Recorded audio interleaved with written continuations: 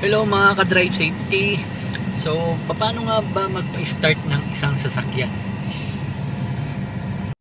So, una, ang gagawin nyo po, kapag magpa-start po kayo ng isang sasakyan, ito po yung susi, no? So, make sure po, ito muna.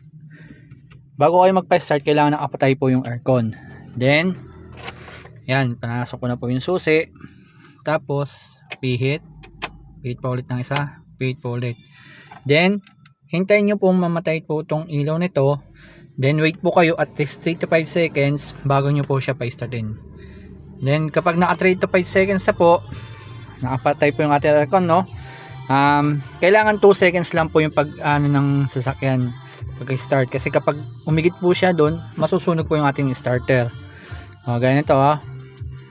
1, 2. Yun. Pag namatay yung mga ilaw dito sa may dashboard, maliban dito sa dalawang to, ibig sabihin, naka-open na po yung ating, naka-start na po yung ating sasakyan. Then, saka po natin i-open yung aircon. Okay? So, bakit kailangan muna natin painitin ang baterya nito o nag-wait muna tayo ng 3 to 5 seconds bago natin tuluyan pa-startin ang makina nito?